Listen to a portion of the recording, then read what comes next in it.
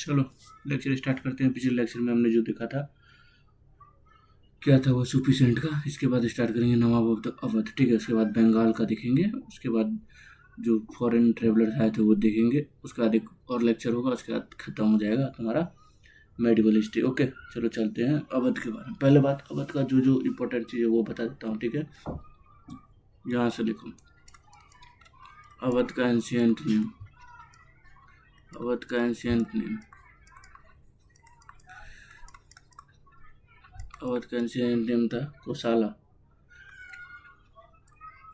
कोसाला ये बात याद रखना कहाँ पड़ता है, तो सबको पता ही होगा कि कहाँ पड़ेगा, उत्तर प्रदेश में, ठीक है।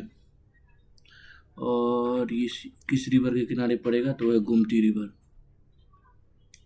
जी आएगा, गोमती रिवर के किनारे पड़ेगा, ठीक है,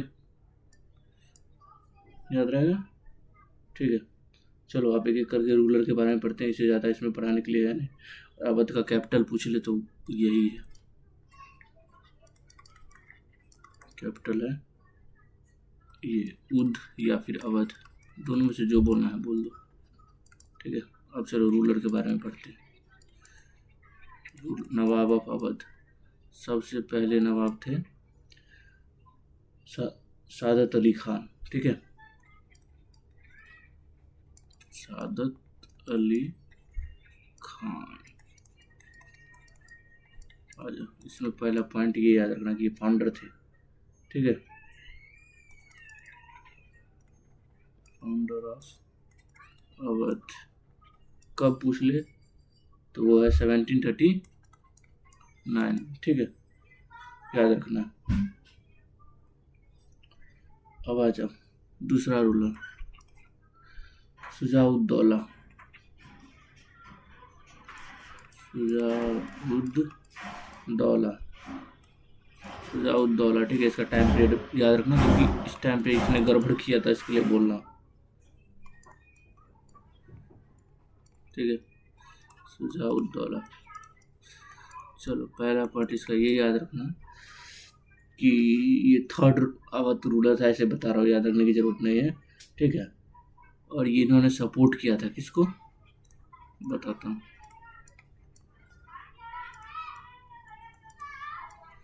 नवाब ऑफ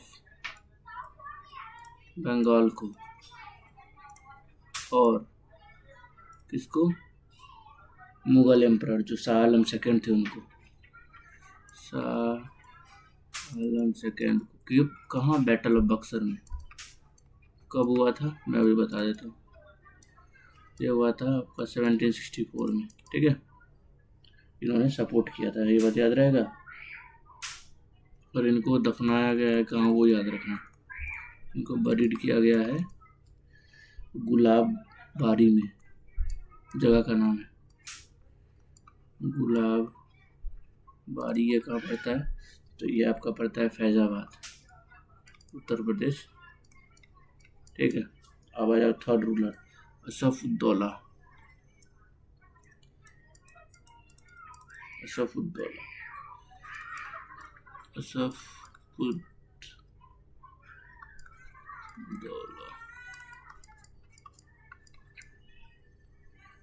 टाइम पीरियड यहाँ लिख देता, 1775 से 97 तक थी, याद रहेगा, ओके। याद रखना पहला तो इन्होंने एक मुगल बादशाह था उनको अपने दरबार में शेल्टर दिया था, मुगल एम्परर को शेल्टर दिया था इन्होंने अपने दरबार में, शेल्टर दिया था, ठीक है। वो मुगल एम्परर कौन थे, तो वो शाह आलम, इनको अपने रिश्तेदार ने भगा दिया था दिल्ली से, ठीक है, तो इन्होंने शेल्टर दिया था असफउद्दौला ने, ठीक है। इन्होंने अपना कैपिटल शिफ्ट किया था, ये याद रखना। कहाँ से कहाँ किया था, तो देखो पहले इसका कैपिटल था फैजाबाद, तो इन्होंने शिफ्ट किया लखनऊ, अच्छा काम किया एक बात, तो इन्होंने लखनऊ बहुत सुंदर सिटी है, कब 1755 में, ठीक है, याद रहेगा। अब याद रखो एक बात और, इन्होंने बनाया, क्या बनाया, बड़ा इमामबाड़ा, जो कहाँ है, लखनऊ में। जो लखनऊ के होंगे उनको पता होगा। इमामबाड़ा कहाँ बना है, लखनऊ में। लखनऊ में पूछेगा कब बनाया, तो 1784 में बनाया था। ठीक है, याद रहेगा। इससे ज़्यादा तुमको याद करने की बिल्कुल भी ज़रूरत नहीं है। ठीक है, और चलो नेक्स्ट पे चलते हैं।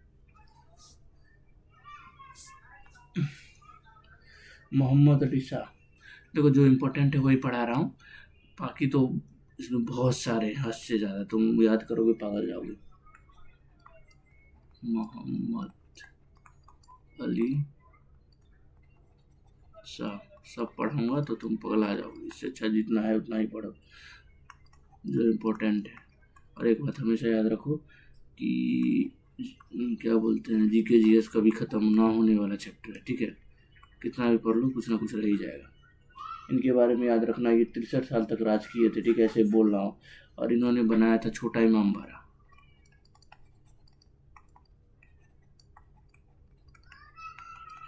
कोई बड़ा बना रहा है, कोई छोटा बना रहा है। इमामबाड़ा, ठीक है, याद रहेगा। अब आ जाओ लास्ट रूलर। लास्ट रूलर कौन थे, वाजिद अली शाह। इनका स्टोरी सुनोगे तो पगला जाओगे, बताता हूँ।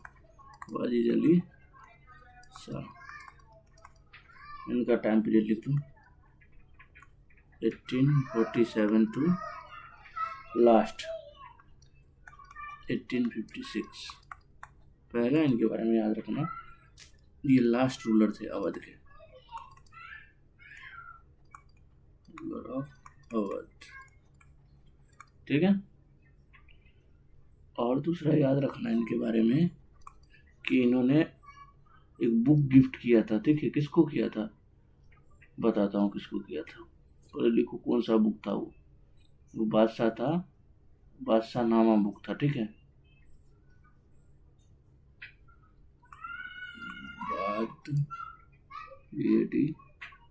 ऐसा आएगा, बादशाह नामा किसको गिफ्ट किया था, किंग ऑफ इंग्लैंड गिफ्ट किया था। ठीक है, जब कौन थे ये, किंग जॉर्ज को,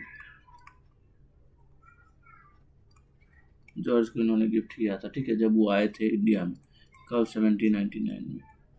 ठीक है, और सी नंबर में याद रखना कि इनका नाम, ठीक है, इनका निकनेम याद रखना, या टाइटल बोल दो, जो भी बोलता है, निकनेम याद रखो, निकनेम याद रखो। ठीक है, इनको बोलता था अखत प्रिय, अखत प्रिय, या फिर एक और नाम था जो लिख लो, वो था जाने आलम।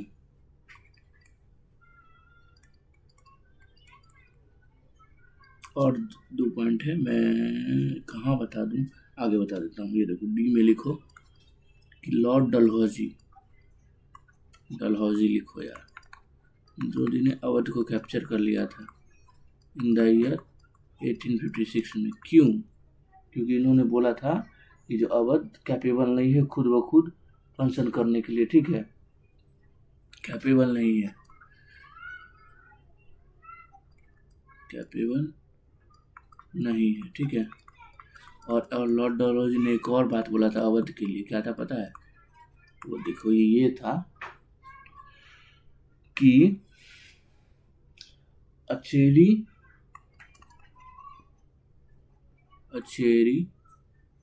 that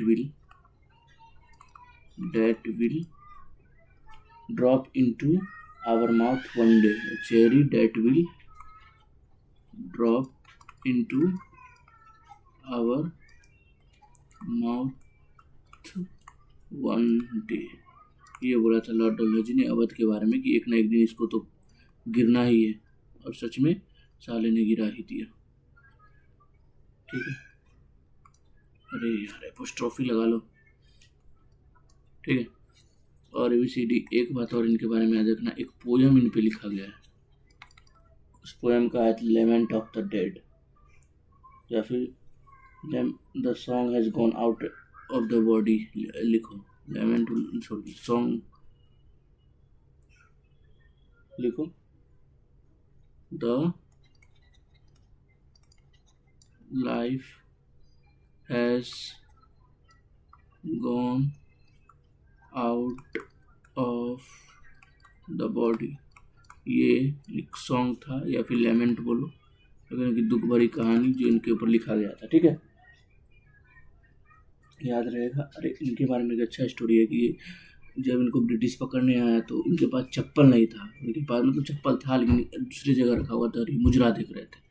और ब्रिटिश इनको पकड़ने आया तो चप्पल था, तो बिना चप्पल के भागे नहीं, बोले नहीं हमको चप्पल पहनेंगे तभी भागेंगे। तो ब्रिटिश इनको आई, पकड़ के ले गई और अवध डायनेस्टी खत्म हो गई। ठीक है, ये था अवध। अब हम नवाब ऑफ बंगाल पढ़ेंगे नेक्स्ट लेक्चर में। ठीक है, कोई प्रॉब्लम हो तो कमेंट में बता देना। ओके, तब तक के लिए बाय ऑल ऑफ यू।